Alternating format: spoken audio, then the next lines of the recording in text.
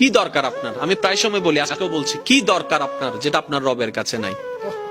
এমন একটা জিনিস দেখান আপনার দরকার যেটা আপনার রবের কাছে নাই। আপনার রব দিতে পারে না, আপনি বলবেন যে না, এমন কোন আমার চাওয়া নাই যেটা আমার রব পূরণ করতে পারবে না, আমার সমস্ত চাওয়া আমার রব পূরণ করতে পারে। তাহলে এবার এই কথাটা শুনে নেন, যেহেতু আপনার চাওয়া সব রবে পূরণ করতে পারে, আপনি রবের হয়ে যান না, রবের হয়ে যান না, রবের হয়ে যান না। কোরআনের ভাষায় বলতে গেলে সিবগতাল্লাহ, আল্লাহর রঙে রঙিন হয়ে যান, আল্লাহর রঙে সেজে যান, আপনার কিছু কমতি হবে না। আপনি যদি পাহাড়ের গুহায় বন্দী হয়ে যান, জগৎ বলবে আমরা কেউ চিনি না তাকে, জগৎ বলবে খুঁজে পাচ্ছি না তাকে, আপনি বলবেন কাউকে পাচ্ছি না, রবে বলবে বান্দারে চিন্তা করিস না, লা তাখাফ, ভয় করিস না, ইন্নাল্লাহা মানা।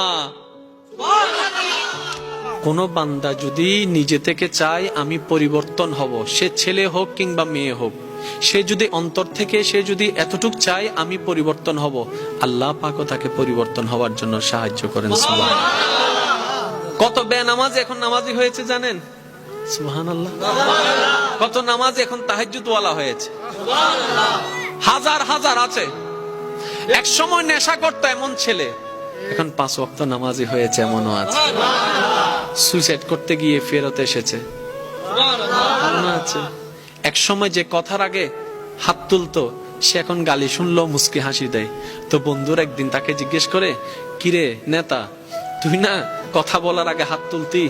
তখন সে বলে, পাগল ছিলাম তখন তুলেছি, বুঝতে পেরেছি ওই জগতে কিছু নাই, আল্লাহর প্রেমের ধৈর্যের জগতে অনেক বড় নিয়ামত আছে।